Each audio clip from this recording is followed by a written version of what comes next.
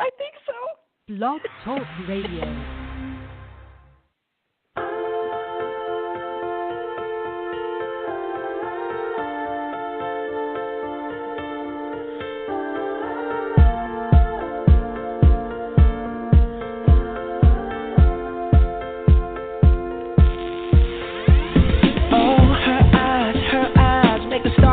Like they're not shining. Her hair falls perfectly without her trying. She's so beautiful, and I tell her every day. Yeah, I know. When I compliment her, she won't believe me, and it's so sad to think that she don't see what I see. But every time she asks me, do I look okay? I say. When I see your face, there's not a thing that I would change, 'cause you're amazing, just the way you are. And when you smile, the whole world stops and stares for a while, 'cause girl, you're amazing.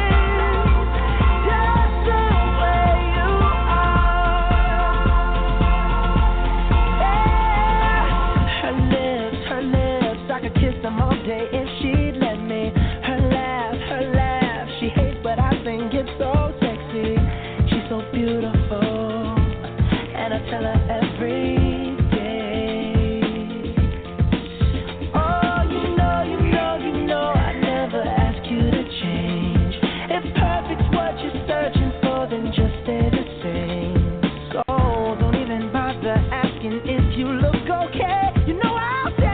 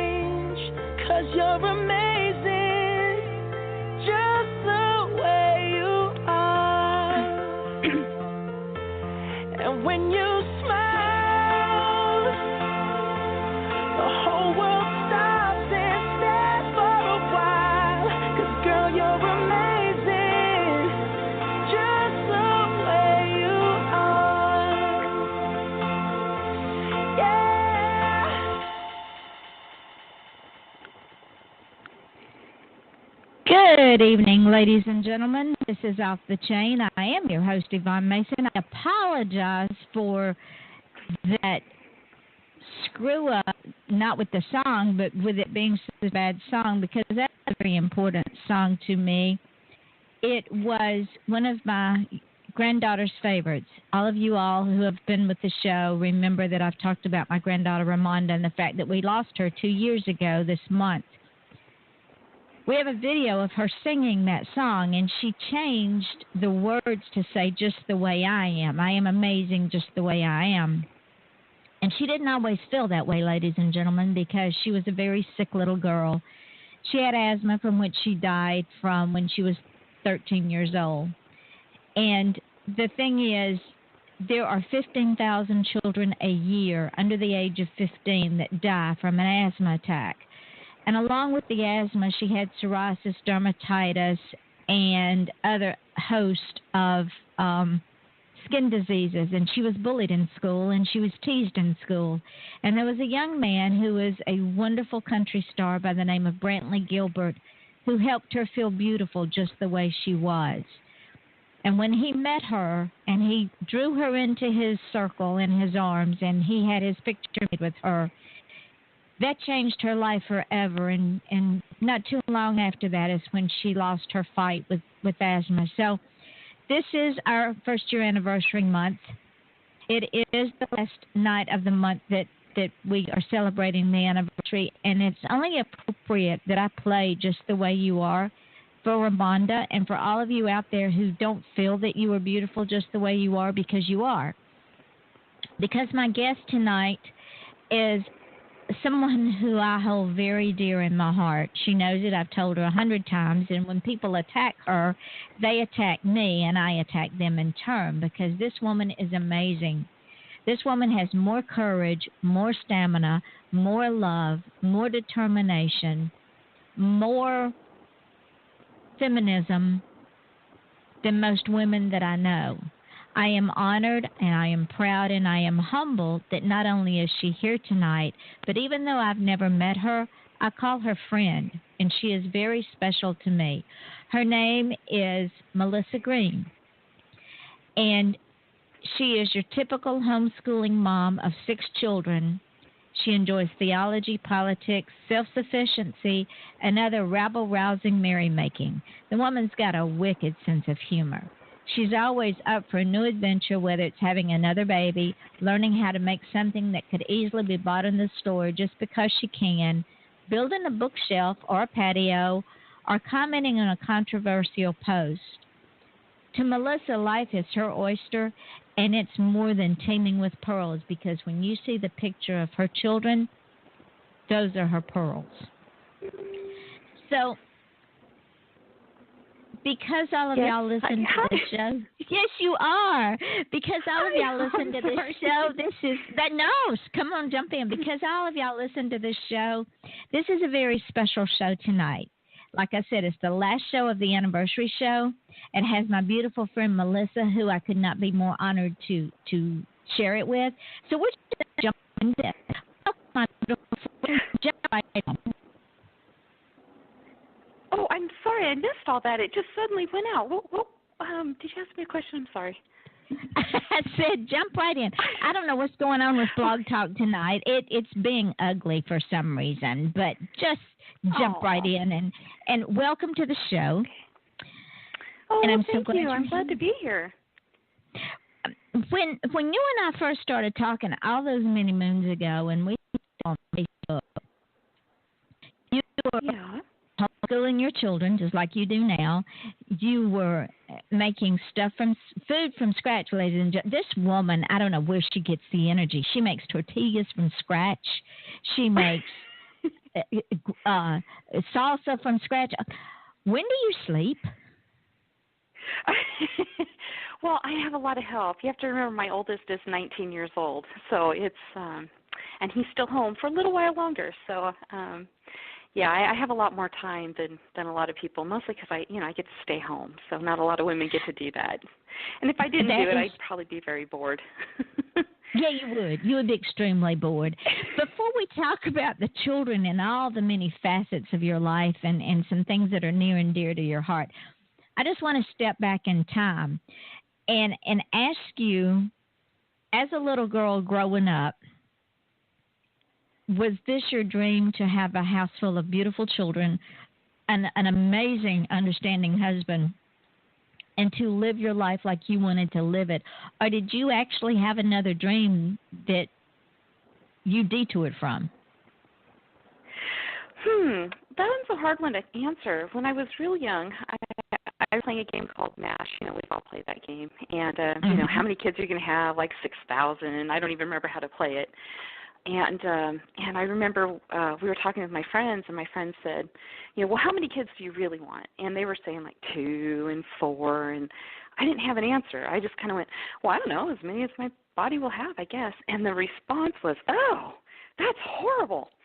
So I had kind of learned, that's not the response that you give.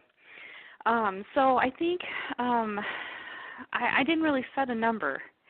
And then when I had gotten married, we did the negotiation thing. How many kids do you want? He wanted 1, and I thought, well, we should at least have 2. So I said 3. So we negotiated on 2, and well, I guess that plan kind of went out the window somewhere along the line.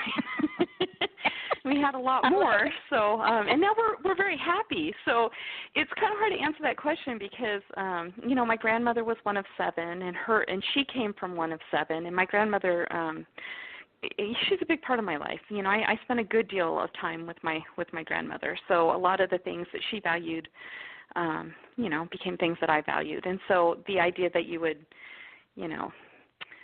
decide right off the bat you're only having 2 and that's it was kind of something I had to learn to do. And then somewhere along the time that we got our we had our 3rd baby, who was a surprise. I found that he was another boy, and I was feeling a little sad, not because it was another boy, but because I'm like, oh, I guess we're not even going to try for another little girl. And I don't think it was so much trying for a girl as much that I think I hid behind that because I don't think I was done having children. And and I'm sitting on the couch, and I'm sitting on the couch, and I'm sick as can be, and I'm watching, it said 14 kids and counting, or 14 and pregnant again, or something like that. And I'm thinking, somebody's 14 years old and pregnant, so of course I'm going to watch it, Or, like a gawker, side of a an accident or something. What happened there, right? And then it was Michelle Duggar, and it was kind of like I was going, wait, you can have more than 3? It's like somehow or another it didn't dawn on me that nobody's going to come and tell me, that's it, pack it up. You can have, you're done. You're not allowed to have any more. So, it took us a couple of years, to really get on board with that, and a whole lot of convincing on my part to my husband. But now that we're having them, unfortunately I'm 42, so I don't know how many more I can have, but we're really kind of enjoying it. So we're just going to keep going until there isn't any more to have, I suppose. So, and, maybe, I don't know, maybe I can talk them into adoption after that. I don't know. I guess we'll just have to see what comes. You were one of those amazing women, and unfortunately or fortunately, I'm not. I had 3 because I didn't want 4. That is okay, too. But my mother was an only child until my aunt was born, and my mother was almost grown. Well, my father was the second oldest of 5. I'm the oldest of 5, and my grandmother, on both sides of my grandmothers, had a whole passel of children, but they lived on farms, and they had children to work the farms. It was just an accepted way of life, especially in the rural South. But I've watched you grow with your children, and I've watched the children grow, and I've watched the things that you've had to put up with the stupidity of social media. And I'm thinking to myself, what gives someone else the right to say what is right or wrong in someone else's life when they're not, A, paying the bills, 2, feeding the children, 3, taking care of the children, or 4, married to the person that they're married to? They don't have that right. So let's take a visit. Let's visit this if we can. Let's start off with the stigma to homeschooling. You have done a magnificent job with your children, homeschooling them. How did you get started doing that? Why did you do it? And how has it progressed? And your 19-year-old son is probably getting ready to go off to college or in the Army or move out on his own or get a job or do something, but he's very well-rounded. Yeah, well, it's kind of funny. I had a picture of the way that my life was going to go after a certain time, and I was going to be a writer and send my kids off to school, and I was going to stay home and do this, right? Lots of people have that dream, right? Mm-hmm. And God kind of laughed at those plans and said, that's funny. No, you're going to do this. So that's kind of how it went along. I put my oldest in school, and it was disastrous. Mm-hmm. And it was one of those things where I was, my aunt had homeschooled. She started homeschooling, the whole homeschooling idea in our family. And she went through a lot, having to convince our entire family that no, homeschooling is okay, the kids are going to be okay, and they are too, by the way. They're my cousins are brilliant and really got things going in their lives. She did a phenomenal job. So by the time I started having kids, it was no longer, oh, this is so silly, how dare you, homeschool. She did all the work for me. And so by the time I started having kids, it was, I was like, oh, no, I'm not doing that. That's just weird.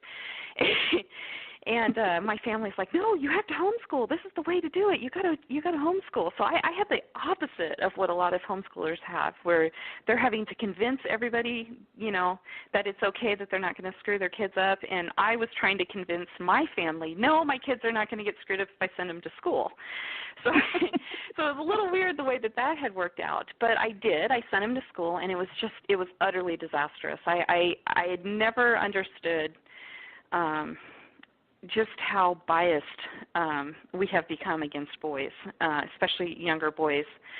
And it just seemed like he was getting penalized just for being a boy. And I know we don't like that saying boys will be boys because we've learned to associate it with something else. My grandmother never did. So it was shocking to me when I found out that meant something entirely different than what I had grown up knowing it to mean.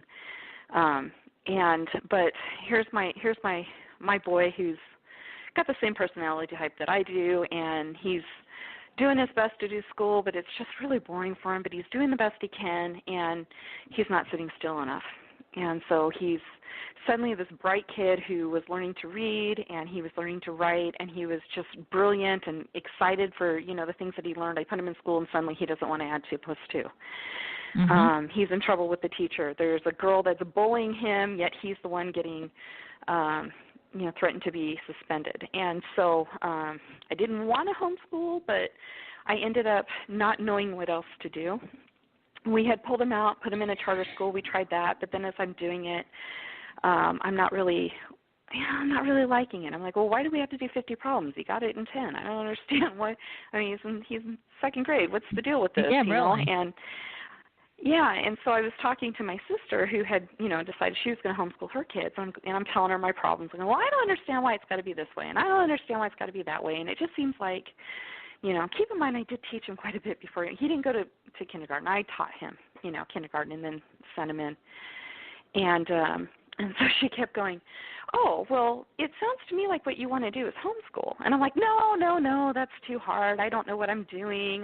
I'll probably screw it up. And then I would talk a little bit more, and she'd go, okay, but what it really sounds like is you want to homeschool. And so about the 5th time she said that, I said, okay, tell me about it. And she did. And I went, oh, well, it sounds like I want to homeschool. And so, and then there was a whole trick of trying to get my husband on board because he was homeschooled and hated it. It just didn't work out too well for him for a very short period of time.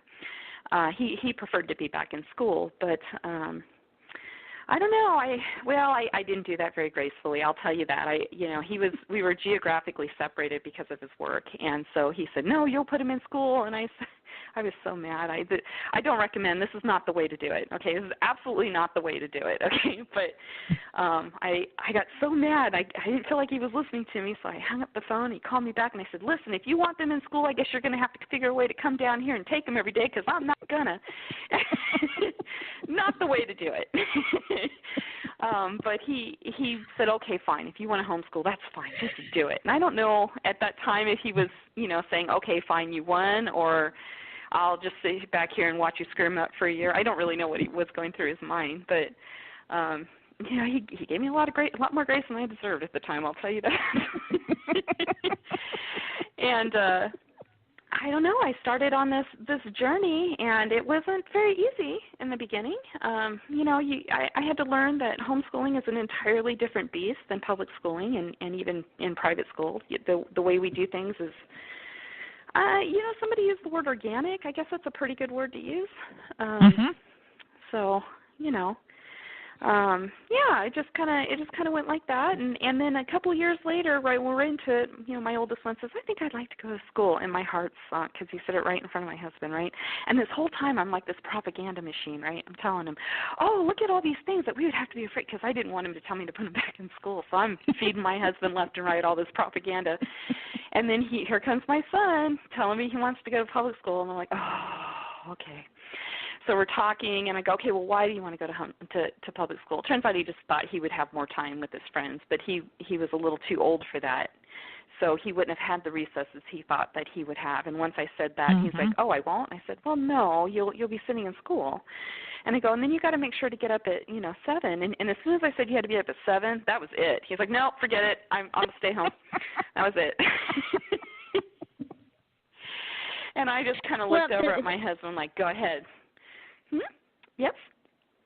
What I was going to say is when I think about what you said about he was still in. The reason he couldn't sit still is he was bored. Yes, he really was. I've learned, I have 5 boys and only 1 girl, and there is so much difference. Even though all my boys have different personalities, boys really do need to move, and yes. And they just don't learn like girls do. My girl, she sat down, she colored at 2. She's already learned most of her alphabet and everything, and she's just 4, and we haven't even really tried. And she can sit for long periods of time. They can't. It's stifling to them.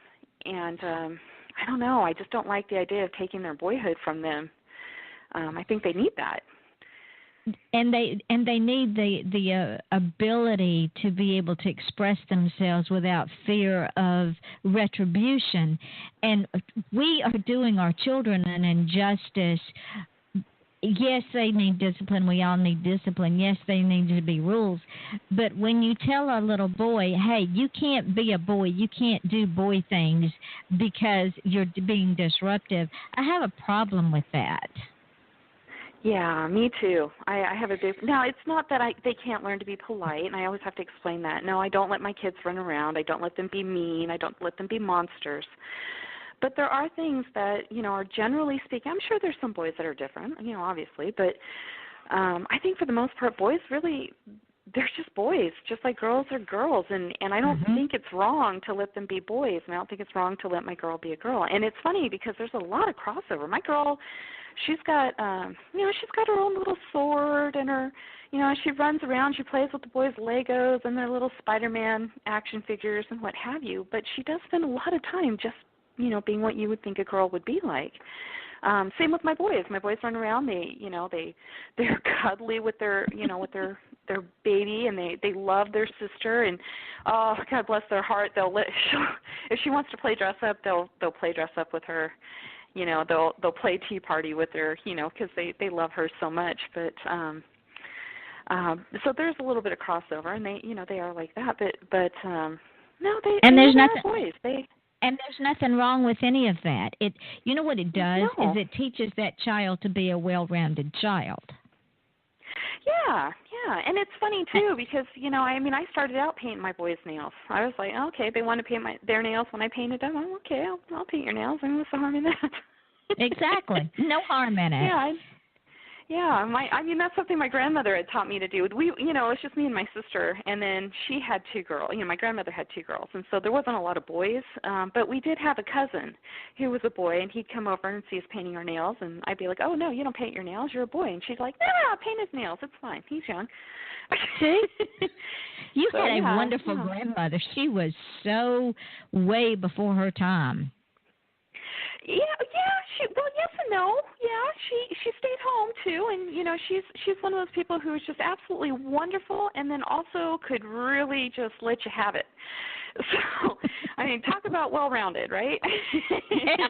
Well, when I say she was well before her time, your grandmother was comfortable. It sounds like to me with who she was, where she was, how she was going, where she was going, and if the rest of the world doesn't like it, that was their problem and not hers. Yeah, that's pretty much her. But she definitely had her opinions too that were pretty, pretty what you would consider conservative too. So. Well, and that's okay. But she knew who she was, and she didn't depend on other people to tell her who she was. And this brings me. No, you didn't do that. No. This brings me to my next point in tonight's show. And ladies and gentlemen, if this offends you, at this point, it doesn't really matter. Especially some of the women out there that get offended because of a natural thing that a mother does. And we're going to talk about the decision for a mother to breastfeed. I chose not to. I just was not that kind of a mother, but that doesn't make it right or wrong. Melissa chose to do it, and she has gotten beaten up by women who say they are feminist because she's made that choice. And I've seen her getting beaten up, and I don't mean really, I mean on social media. So me and my big mouth, I jump in and tell them to take a hike because this is as natural as breathing. Women want their breasts to be all sexy. They want to run around half naked and expose their breast and make themselves look cheap. And what Melissa does is something as natural as breathing. That's why women have breasts. I'm sorry, but that's just the nature of the beast, right, Melissa? Oh, yeah, definitely. Definitely. And it's funny, too, because, you hit right on that. It's so odd to me. And here's the thing. I used to be one of those women who go, oh, well, you can. Now, keep in mind, I have always breastfed my children. I have never done the formula thing. I don't know why. I just, I just always picture myself breastfeeding, and so that's what I did. But even so, I don't think I did it very well with the first three. I started breastfeeding, 19 years ago. And back then, you didn't even, if you put a blanket over you, people would give you a dirty look. You really did go to the bathroom to do it. And so it's kind of funny because I've been doing it for so long that I've seen how much we've changed in 20 years. So all this stuff is just nothing, to me. I'm like, you just don't know. You just wait. You're going to learn it. But that's just me. I don't care. I'm the same with homeschooling, breastfeeding, everything else I do, stay at home, you name it. I'm just geared for a fight, apparently. But the thing is, when women are so proud of their breast that they run around half naked, and ladies, pay attention to what I'm saying because I've seen it happen. Women cause men to have thoughts they should not have by the way they dress. But yet they want to get pissed off at you or another woman who's breastfeeding in public. How could you do that? That is degrading. Seriously? It is very bizarre. It's almost like we're fostering our boys, at a very young age to have these thoughts that, I don't know that they would never. I mean, come on, a pretty face, they're gonna, or a certain body type or whatever. We're all going to be attracted to what we're going to be attracted to. I don't think breasts are any different, with the exception that I think we would have a lot more self-control if we understood what they were for. Exactly. It just seems very strange, and to me, I'm kind of laughing at it because by the time you get to the sixth kid, you're going, look, I don't have time for this. I don't have time to mess with this blanket. Okay, I've got to chase kids and feed a baby, and I'm sorry if it bothers you. You're just going to have to look away. Of course, there isn't a whole lot to be seen anyway. So no, it is a very strange thing, and so now I'm to the point where I've nursed for so long that if you count up the years, I don't even remember what is it like. 7. Well, it'll be 7 years by the end of this year. I'll have nursed total. That's a long time. You have to start throwing that stuff out. I don't know. The blanket thing drives me nuts because the whole point is to be modest, right? Whatever that means. I don't think we use that word right, but discreet, I think, is what they're looking for, right? But there is nothing less discreet than wearing a great big old banner that says "I am nursing now." Come and look, So, well, to me, there's nothing less discreet than the feminists that did the March on Washington that marched naked. Seriously? You want to talk about a mother that's breastfeeding while you're standing in a march protesting the current president because you say he's against feminism and you're standing there naked? Now, to me, that's degrading. I think that, and then the dress that they wore of the female body, the whole time it's been, we're more than that, but now we're going to dress up like that. I don't understand that. That's just weird. Yeah. I'm going, what is wrong with women, Melissa? Have they collectively lost their ever-loving minds? I think so. I think we just don't have anything else to protest. It's like we're all a bunch of rebels without causes a lot of the time. We just got to have a reason to be upset. We don't really know what else to do with ourselves. They're going to be upset at a mother breastfeeding, but they're going to march on Washington with no clothes on. I mean, really? Yeah, it is the most bizarre thing that I don't even, I've got friends that, oh my gosh, you'll see me talk to them a lot, especially my friend Cliff. I talk to him all the time, and I'm always razzing him. He's always razzing me back, and that poor guy. I had to feel sorry for him sometimes. He made the mistake of saying something about, you can't breastfeed with your breast all hanging out. But I've seen the pictures he's posted, about apparently there's something called suicide girls, and they're a little bit bigger of women, which is great. They look fantastic, but they're very scantily clothed, and their boobs are kind of hanging out a little bit. Okay. I'm thinking, okay. Right. I'm like going, that's okay, but I can't breastfeed my child. We have, what we've done? We've turned morality upside down. Yes, we really have. It's strange. It's almost like we've taken something that's, meant to feed our babies, and we went through this strange period where we didn't for a time. We stopped doing that. We felt that breastfeeding was inferior. I remember my grandmother was telling me about that they didn't breastfeed because it was necessarily wrong, like necessarily a dirty thing to do, but because it was a lower class thing. She was telling me how they were, they really did believe that formula was superior to breast milk. And at the time, I don't know that it was superior to breast milk, but it was certainly more superior to what they were feeding their babies. So, I'm glad we have it. It's. Well, I don't know. Mine were all allergic to it. Mine had projectional vomiting. That's terrible. So I probably would have been better off. Oh, that's sad. That's horrible that happens. I as a child was both breastfed and formula fed. So, I don't know. I just feel there's bigger fights to fight. I think the worst you could do is not feed your child, but yeah. Well, and think about this, and this is what women are forgetting.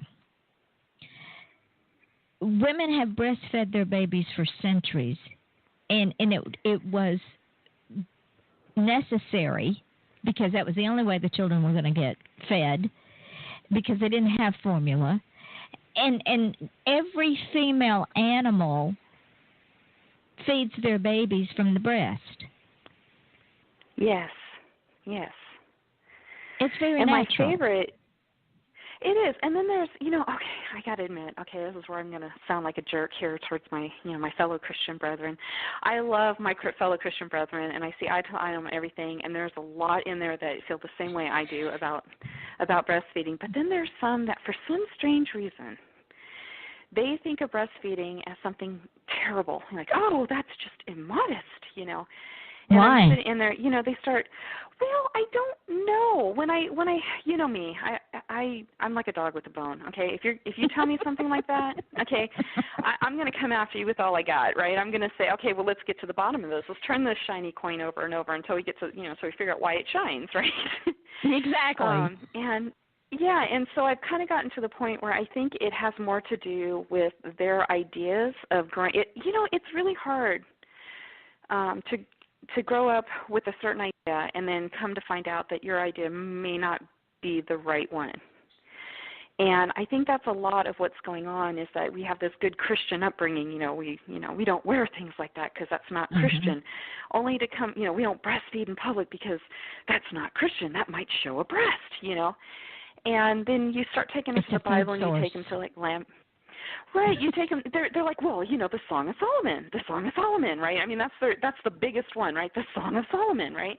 But then you start reading through the Song of Solomon, you're like, well, if this is true, then nobody can go hunting, because two doe, foraging in a forest is kind of a sexual picture in Song of Solomon, and you can't eat grapes because that's kind of sexual, and let's see, you can't show lips, I mean, what are we reduced to? Wearing burqas? I don't understand. Where are we supposed to go with this? So. Yeah, so you start breaking it down. You're going, is it possible that things could have more than one purpose? And I think it's a little bit of a cognitive dissonance, that we all go through. I know I certainly went through it, when I was, and it was my cousin Stacy who brought me around to that. I think she was the. Well, I mean, I had been told it a lot, but I think it was something she said that made me go, oh, you're right, and that was it. I just. Well, and think about it. Think about it, Melissa. We pump our children from the time they're 6 weeks old. We pump our children full of vaccines and other stuff that the body at that point in time is not ready for. And then they don't get the nutrients from the mother's milk, which is natural, which is God-given, and we wonder why we raise sick children. Well, they're not protected from the natural milk of the mother. Yeah, this is true. I mean, it's there's so many people, science, and then when you try to explain to them, the science of breastfeeding all the way from the beginning, like it's like so far the best food. I mean, we haven't been able to improve on it yet. No. Yeah, and so I just think, you start pointing out the way that the breast functions and what's underneath the big hump that everybody's looking at, and the fact and my biggest pet peeve is these breasts that are all over the billboards. I'm looking at them, and one day I'm going, that looks like a fully engorged breast. They're going after, men are I'm like, I love it. Isn't that interesting? That's what the sexual symbol is, basically a bottle. I mean, that's Yep. It's kind of sad. It makes me cringe to think that our, what we're fostering in our men is this it's weird. It's like baby Huey. We've got a bunch of baby Hueys running around. Yeah, and when you put it, let's put it all in perspective. By the time women get in their 70s, 80s, sometimes their mammary glands or their bottles are so worn out that they drop to their knees so they can pick them up and sling them over their shoulder just to put them in their bra. So or where's if you have six kids, it happens a lot earlier. So you start rolling them up like a pair of socks and shoving them in. So where's the sexy in that? Right. We better hope there's a little more to it than that, right? Exactly. So guys, I hope we have destroyed your entire fantasy about women and their breasts. Oh, and I try every day. To put that picture in perspective, and I'm not always nice about it. So, yeah. And remember, gentlemen, we are the ones. We have to carry this around. Y'all don't. I mean, and God loves the women that are extremely well endowed, even before they have children, and get engorged with milk, and the breast start hanging down to the knees, because it's not fun to carry all that extra weight around. It's really not. I've always had a little more up top. I have that. What do they call that? It's that inverted triangle type of body. So I've got small hips, and you'd never know it by the kids I can push out. But I've got small hips and a little bit larger up at the top. And so when it's time for me to nurse, I mean, there are days when especially in the beginning, I almost wish I had a wheelbarrow. Like it's a little embarrassing. And I'm thinking, this is what people think are attractive, because I feel very not attractive right now. It's just not very pretty, And the fact that you and I can laugh about it because we've been there, we understand it. That the thing that I hated worst about being pregnant was that extra package that I was carrying around, and at the most inopportune moment, even though I didn't nurse, your clothes are solid wet. Oh, yes. Takes a whole new meaning to wetsuit contests, and nobody wants to win that one at all. So exactly. that's extremely embarrassing. Yeah, it's and not fun at all. Down. Yeah. And you're going, why? And then you're, oh, shoot, the baby's crying. Yeah, or somebody else's baby's crying. Now, I've had it, I'll be nursing one, and then it's coming down on the other side, and just as you get that side to stop, right, you hear a baby cry. And sometimes they'll start it right up again, and then my baby who I'm currently feeding is now choking. Yeah, it's a lot of work. It's a lot of work. So it's a lot of work. It just drives me nuts. Yeah, it drives me nuts. And people, well, why can't you cover up? Well, first of all, if I covered up, you would know that I was doing it. If I because it'd be running I usually down feed my in lap. my carrier. Right.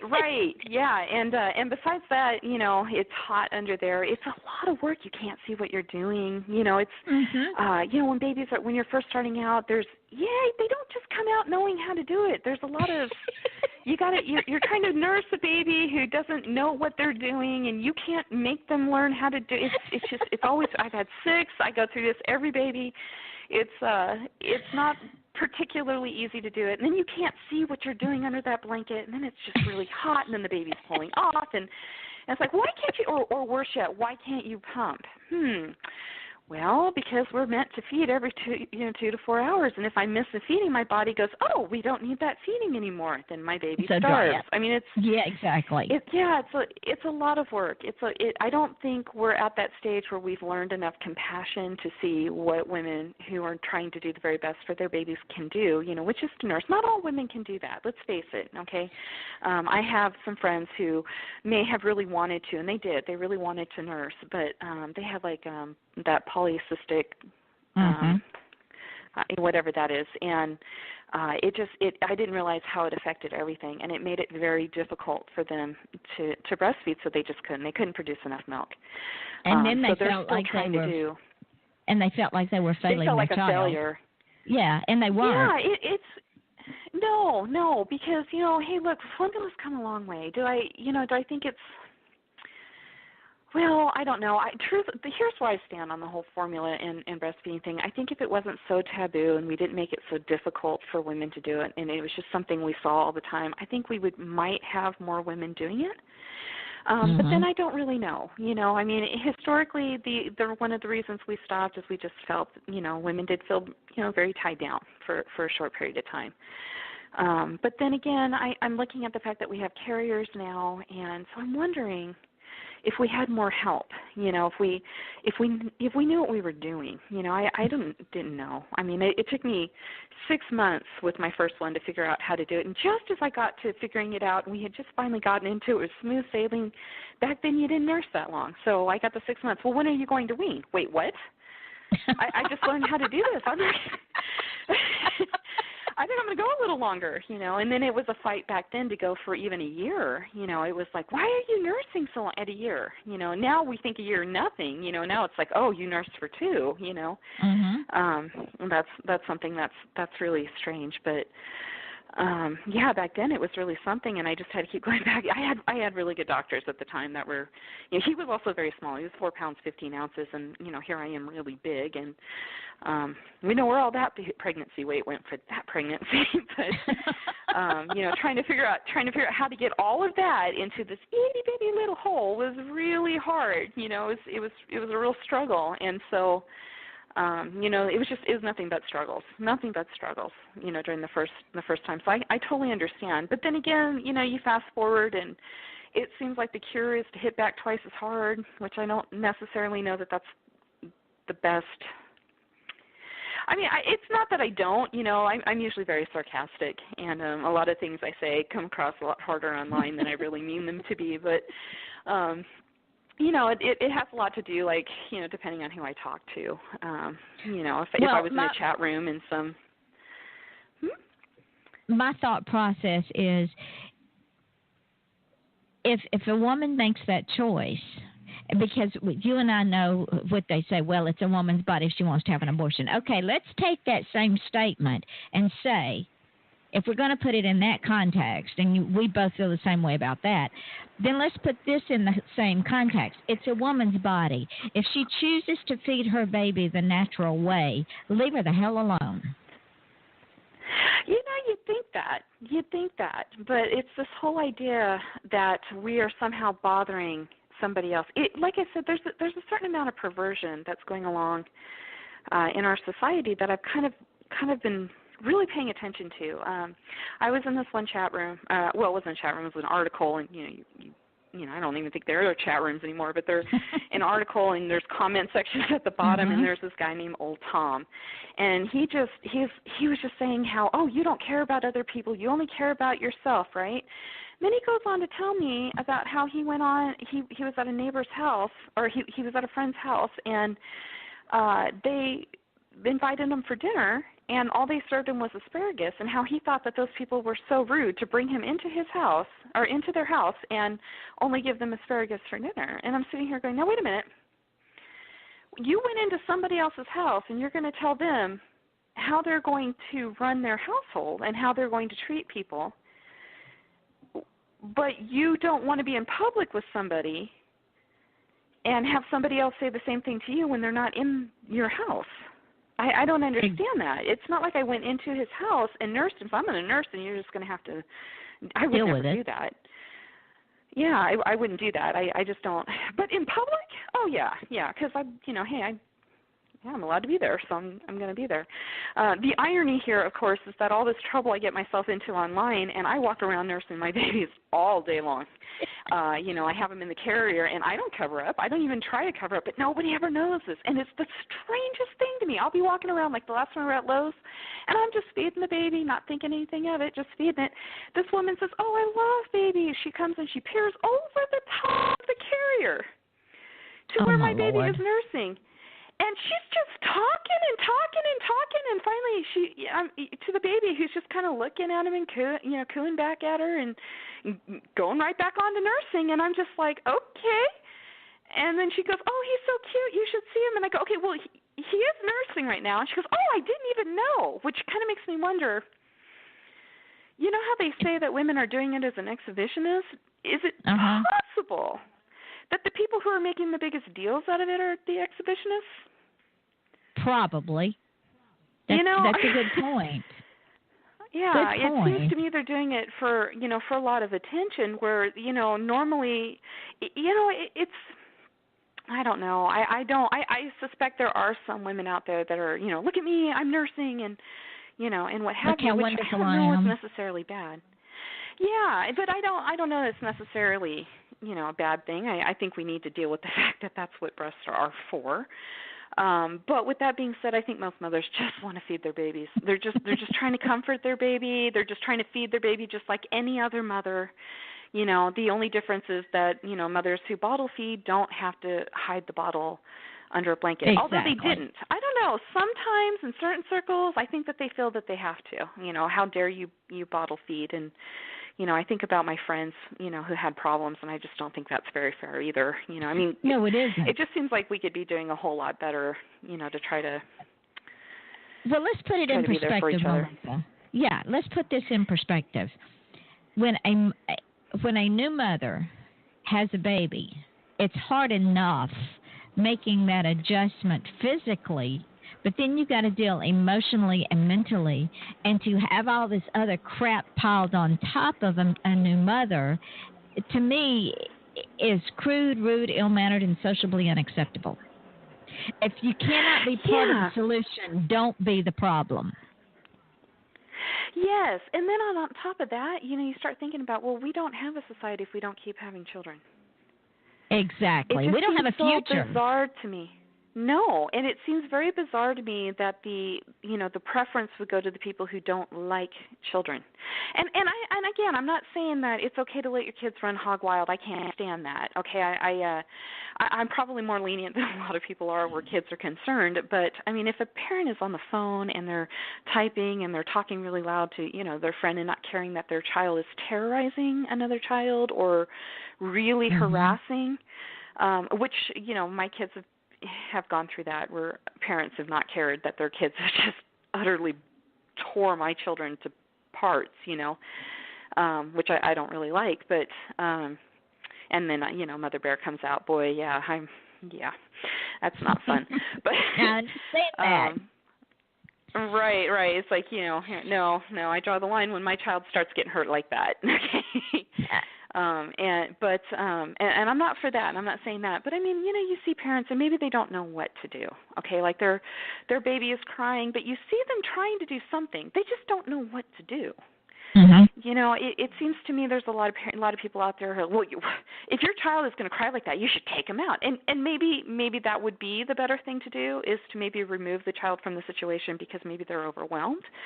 But I don't think that we should do it as a judgment. I don't think that we know what to do. We're, as a society, we've kind of forgotten how to parent, and we are not very. I don't know that we're very supportive of helping each other learn that. Yeah. We are not, because we are too busy, we're too self-centered, we're too selfish, and we're too unappreciative of our future that are the children that will be the future dreamers that will carry on the society and make it even better than it is now. Yeah, and then here's another little sobering fact. Okay, when we're all old and in nursing homes, those children we shunned are the ones that are going to be taking care of us. Oh, absolutely. So, I think if we look at it, if no other way than that, maybe we want to cherish them a little more than we are. Not so much that we make them, self-centered snowflakes, that have to have that participation trophy or their entire world melts. Good but Lord. Yeah, but learn maybe how to there's live in the something world. in the middle. Yeah. How to have a backbone, how to learn how to be rejected, how to learn how to fail. Because if you can't fail gracefully, you certainly cannot succeed gracefully. Right. Yeah, maybe not fall to pieces when, somebody yells at you or, insults you, because let's face it, there's a lot of people like that. Oh, yeah. We got to learn how to deal with even the difficult ones, so. Yeah, I'm probably going to get a lot of backlash about this show, but that's why I call it Off the Chain. Oh, yeah, I'm so sorry. Yeah, when you bring me on, that's probably what you're going to get. No, but that's why I did it. I told you that's why I wanted you on the show. In fact, I want to bring you back because we didn't cover half of what I wanted to talk about. Oh, my gosh. Has it been an hour already? Oh, Just you about, are wonderful. I was really nervous. Yeah, wow. See, ladies and gentlemen, she told me that she was a nervous wreck. Let me tell you what happened, ladies and gentlemen. I put the show up as a reminder that in 2 hours we would be going live with Melissa Green, exceptional mother, wife, and she reposted and she goes, oh, my Lord, I remembered, then I forgot. I remembered, then I forgot. I remembered. Please don't let me forget. Because we had to cancel last week's show, and she got herself all worked up about the show. Then I had to cancel it because my husband was not well. So then I put it up tonight. I put it up at the first of the week to remind her. Then I put it up tonight, and she got herself all in a tizzy, as we say in the South, and got her panties all in a wad because she's afraid she's going to forget. I did, too. I did. And then she gets all really nervous. And I told her, I said, honey, it's just me and you and 40,000 of our closest friends. It's not a problem. And I was okay with the me and you. And then you said 40,000, and I'm like, and over 70 countries, Melissa. Oh, my goodness. Yeah, I'm glad you waited until the end to tell me that part. And see, the beautiful thing is this show is heard on here on Blog Talk Radio. It's heard on iTunes, on YouTube, on Stitcher, on SoundCloud, Mixcloud, Podcast.com, Spreaker, and Podcast Garden, FM.com, and TuneIn Radio. Oh, yes, I'm very glad you didn't tell me that until the end. Well, what I'm going to do is at the end of the show when we hang up, when it goes up into archives, I'm going to put the archives up on my page. Then I'm going to tag you in it. Then tomorrow I'm going to put the podcast up and tag you in. And I want you to spread this show everywhere. Repost it everywhere. I will do that. I will do that because this is the stuff I talk about online. I mean, they should all know. They should all know this is coming. and we didn't get to feeding a large family or encouraging other moms or home births because you got beat up about that too. So I want you to come back in February and let's continue this conversation because you are the expert. Let's educate these young women that A, their breasts are not sex objects. B, their bodies are not sex objects. C, if they want to be a mother and breastfeed, that's okay. If they want to have a home birth, that's okay. And if they want to homeschool their kids, that's okay too. Yes. Basically, it's okay to be a mother. And anybody who thought that staying at home, was boring, oh, no, I haven't been bored since I stayed home. I'm frustrated, yes, but not bored, no. It's a 24/7 job, ladies and gentlemen, and it is sometimes a thankless job. Yes, it is, especially when you spend all that time making that meal for the first time and it doesn't come out right. It's a new meal. Yeah, that's not so fun. But there's a lot of really good too. So, you got it balances out. It's just it's the biggest job I've ever done. Let me put it that way. And let me tell you what, your Christian friends that get all bent out of shape about breastfeeding because it's immodest, they need to go and read Proverbs 30, where it talks about a worthy woman. Oh, Proverbs 31. Oh, yes, 31, yes. yes, 31. Yeah, that one is. My aunt had wrote that whole thing out for me for my wedding day. It was part of my present, and it's in a scrapbook. And I'd never read it before. You know, you're a kid, and I got married at 19, so I didn't really know. And she later felt so bad about that, but I'm so glad that she did that because I wouldn't have known. I wouldn't have known what to even shoot for. So I was really glad to have that. So there you go. And ladies and gentlemen, those of you all that read the Bible understand what Proverbs 31 is about. I will never reach that height of that worthy woman because I'm far from it. Oh, well, thankfully, she's a fictional woman. Nobody will. So that's just something to shoot for. There you go. Yeah. So we're in the last 4 minutes of the show. Seriously, the last 4 minutes. Wow. I told you it would fly by. Fun. This was a lot of fun. You made me feel very comfortable. Yeah, you're good at this. You're really good. Yeah. Well, thank you, my darling. So you will come back when I send you a date. You will come back in February. In fact, I would. Oh, absolutely.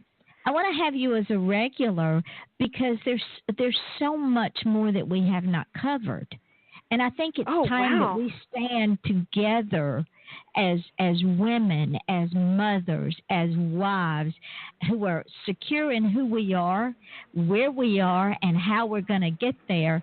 And I'm one of the biggest feminists I know, but I'm not going to – but I respect men. I love men. Yeah. But I respect them. And I demand respect from men. So that's another whole topic we can talk about. Oh yeah, especially since I have 5 boys and a husband I really, really love. Oh yes, I have taken a stance against the misandry that we have going on. You know, we all know about the word misogynist. Yes. Strangely, we don't really hear the word misandry very often. Which is so there odd. we go. So, ladies and gentlemen, you have heard it first. My wonderful, wonderful, wonderful, loving mother, friend, wife will become a regular on this show, and we will cover topics from everything from feminism to stupidity, not necessarily in that order. Yeah, I think that would be a lot of fun, though. I think it would be a lot of fun. Okay, well, then as soon as we get off of here, I'll send you a date for February, and then we'll go on from there. But, ladies and gentlemen, we'll start back up on Wednesday night. Sadly, I did not bring my guest list back to the studio tonight because I had a brain fart. I didn't sleep well last night. But I'm sorry. It's terminal. You know, it's what I do. But in your lives, ladies and gentlemen, if you want to achieve greatness, stop asking permission. Because if you ask permission, nobody's going to give it to you. That's just the way of life. So if you want to achieve greatness, just go out and do it. And stop just feeling special. Be special. If somebody says, "Do you feel special today?" Say, "Hell no, I am special." Deal with it. Yeah.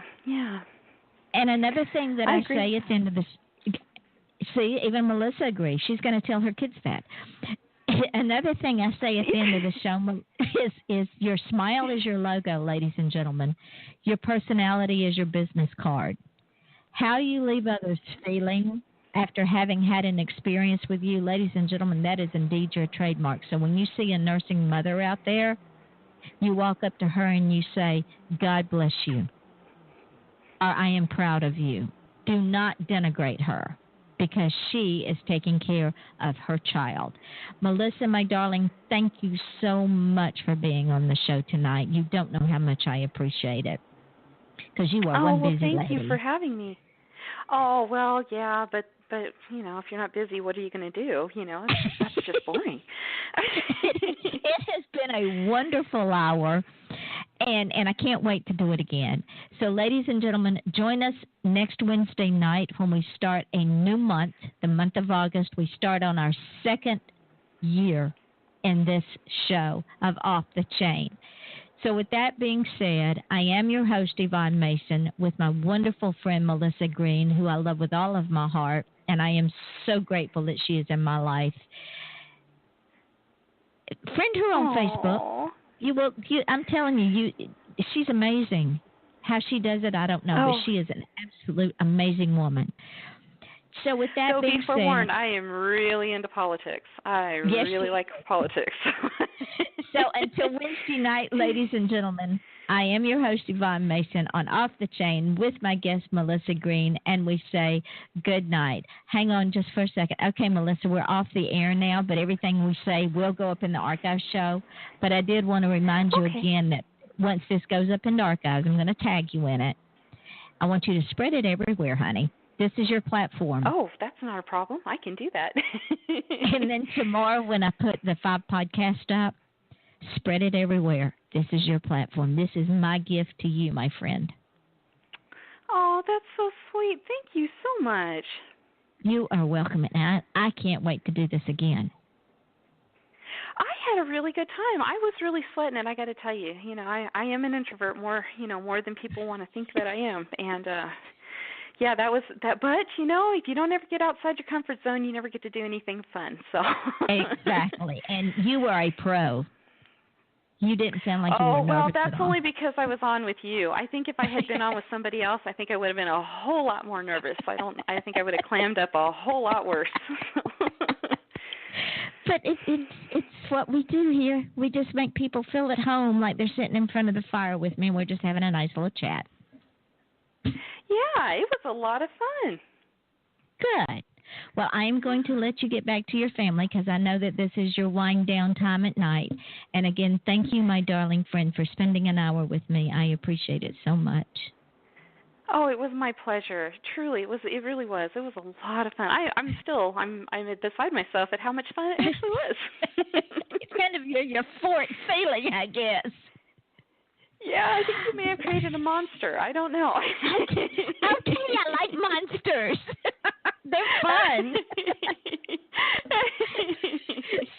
So with that, I will go. We'll shut this show down. I'll go and send you a date, and we'll get you set up for February. Okay, it sounds like a plan. All right, I love you, my darling. Well, we love you too. We can't wait to do this again. I know. It'll be soon. Yes, it will. Good night, darling. Okay. Good night.